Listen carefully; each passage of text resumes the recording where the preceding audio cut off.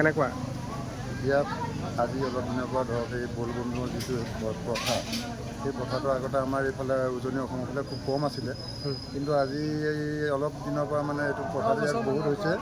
তাৰ মাজতে আমাৰ এই শান্তি শিৱ মন্দিৰত প্ৰায় বলবম বুলি দেওবাৰ দিনৰ 11মান বজাৰ পৰাই প্ৰজাৰ সমাগম ঘটি থাকে।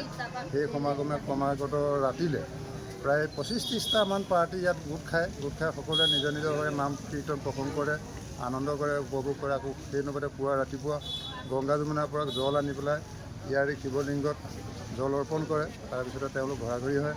তাৰপিছতে সোমবাৰ দিনা আকৌ আমাৰ নতুন কাৰ্যসূচী আৰম্ভ হয়। ওচৰৰ পাজৰ অসমৰ বিভিন্ন প্ৰান্তৰ পৰা অনেক জনসাধাৰণে আহি ইয়াত শৰাই সঁফুৰা নৈবেদ্য আগবঢ়ায় আৰু তেওঁলোকে পুৱা আহি পেলাই এগছি বন্তি জ্বলায়। বন্তি জ্বলোৱাৰ পিছতে আমাৰ ইয়াত নিৰ্দিষ্ট কৰ্মকৰ্তা আছে, তেওঁলোকে সময়মতে মাহ প্ৰসাদ ফল কুণ্ডলী এইখিনি আয়োজন কৰি ঠিক 10:30-11মান বজাত পাঠ আৰম্ভ হয়। পাঠৰ শেষত মানে 1মান বজাত শৰাই বিসৰ্জন হোৱাৰ পিছত ৰাইজে নিজে ঘৰাঘৰি হয়।